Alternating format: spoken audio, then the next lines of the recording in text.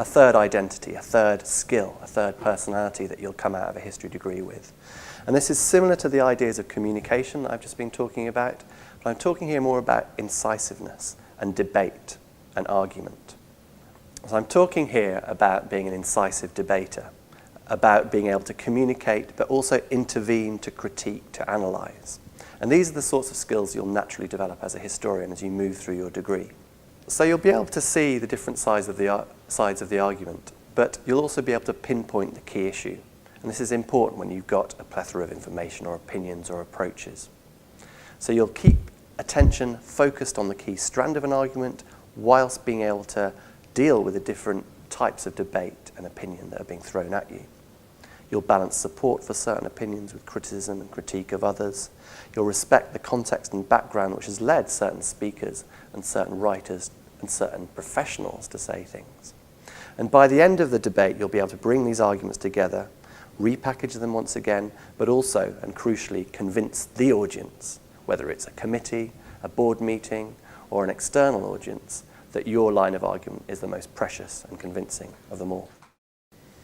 So let's picture a scenario in which that skill of debate will be particularly useful. Imagine yourself, you've progressed in your job for a while now, you've become a chair of a board meeting, and you're considering rebranding your company. You've got 3 design teams, graphic designers, coming in to pitch for a change of logo, a change of look, a change of design, for example, for your company magazine. So it's coming at you from all directions. You've got very convincing pitches coming one after the other. But you've got a crowd of colleagues around you, each with their different reactions, opinions, and ideas about who's right. But remember, as a history graduate, you'll become very good at spotting the crucial issues. You'll become a very good close reader, and you'll become an incisive judge of the quality of each presentation that you'll have listened to. You'll have listened to student presentations, lectures, tutor workshops, and so forth, and you'll be able to spot the true excellence from the less good material. So you'll take account of these 3 different pitches. Your colleagues will meet with some controversy and disagreement, but you'll be able to manage that as a good debater, as a good mediator of different opinions. You'll be able to manage that controversy, that disagreement, that resistance, and bring together people's opinions and reactions constructively. So time's moving on. The graphic designers are hovering at the door. They need a decision. You'll push through with the debate, package material, package ideas, and spot any of the flaws, contradictions, inconsistencies that you find in the idea or the concept that is being promoted about your company. So you'll bring the debate fairly but conclusively to a close. You'll reaffirm your idea, and in a sense, as a history graduate, and specifically I think as a history graduate, you'll have been able to manage debate in a certain way.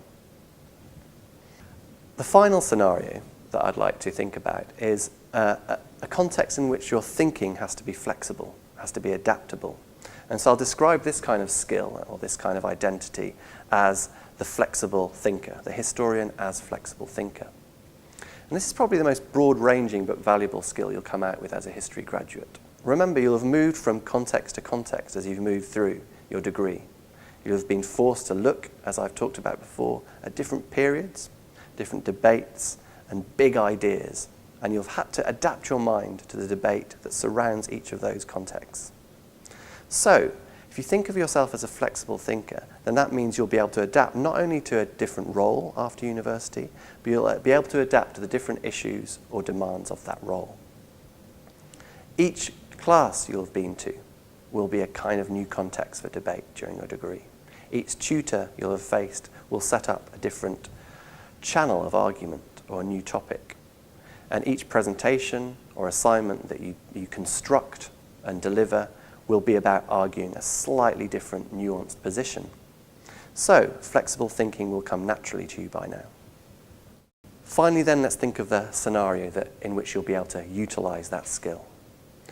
Let's imagine that you now become quite senior in your job. You're a manager of an international charity project. You've got 4 project updates coming in that day. There's a video conference at noon.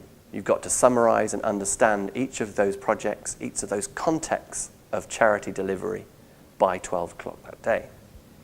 So having worked on group research during your history degree, you'll be used to understanding the opinions and approaches of different groups of thinkers, Transfer that then to this situation where you'll be able to think about the particular background, the context for each charity organisation that you're dealing with. The project might be the same overall, but they'll have different contexts, different logistical problems, say in a different region, a different city, perhaps a different country. Essentially, though, as a history graduate, you'll be able to understand and empathise with some of the moral, political, perhaps even religious contexts that you'll have to deal with in organising a global organisation. And so think of yourself at noon that day, bringing together the different projects, the different opinions, the different reports, distilling that information again, dealing with different takes on the same project, the same idea. That's what essentially you've been doing throughout your history degree anyway, thinking about an issue, a topic, or a concept through multiple perspectives. You're used to being this flexible thinker that I'm talking about. So you'll distill the information, you'll mediate between the different groups, and you'll come out by spotting a particular logistical flaw or advantage for one group that can be applied to the others. Essentially, you've worked to synthesize the operation of different groups of people. Finally, I'm going to talk not so much about a skill, but about a whole range of competencies that you might develop as a historian as you progress through your degree. And this is going beyond the academic now. So far I've talked about skills that you generate when you're within history, when you're within the discipline of doing history. In previous podcasts, though, I've talked about the things that you can do outside but related to the history discipline that will develop you properly as you progress. Here I'm talking then about the co-curricular historian, the historian who's good academically, the rigorous researcher, with intellectual flexibility, the good communicator. That's fine, but try during your degree to develop other aptitudes and competence by stretching yourself, going out of that discipline and playing around, dabbling in other contexts. In my experience of 4 years as a student development officer, I've spotted something about historians that allows them to make this leap, to make this step.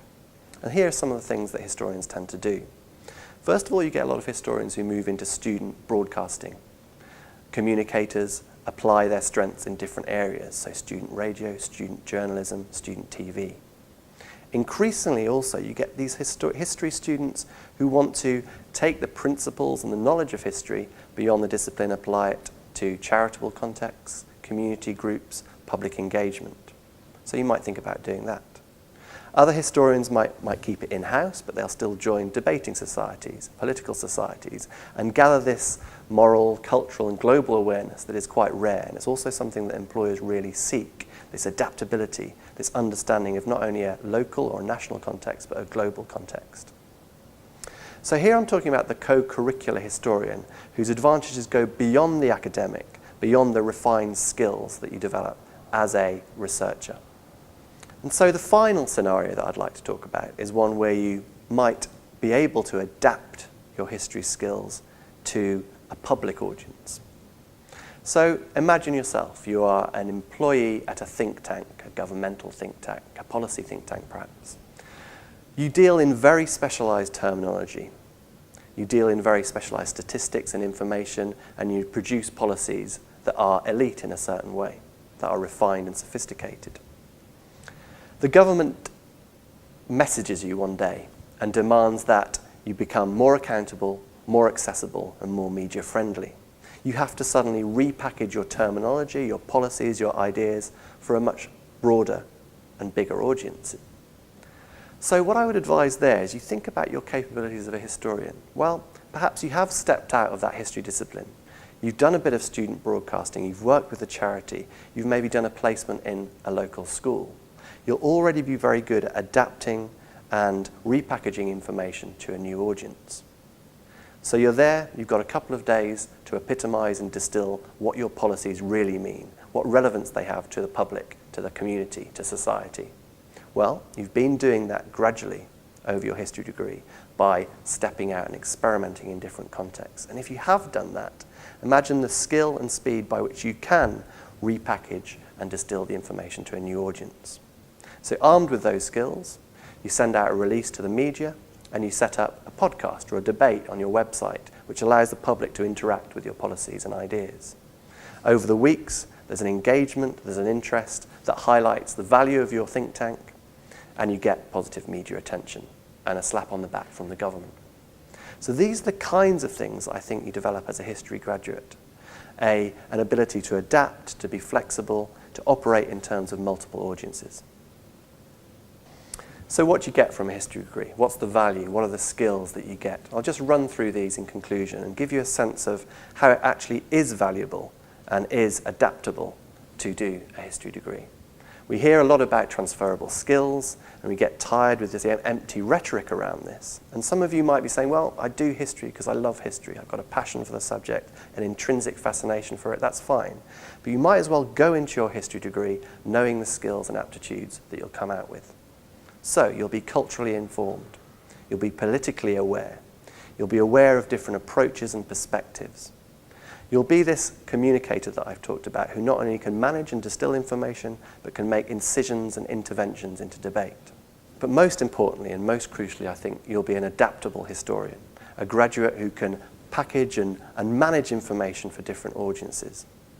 And so there you'll be able to transfer your knowledge and your skills to whichever professional, civic, institutional context that you end up being in. And it's that dexterity and flexibility that I've seen for the last 4 years as a history lecturer, nurturing in my students as they develop. So go out there, take this history degree, love it, be passionate for it, but remember these competencies, these abilities, these skills that you'll come out with, and develop them during your degree. And I reckon that's the way to become both a historian and a highly employable commodity for the business market. Thanks very much.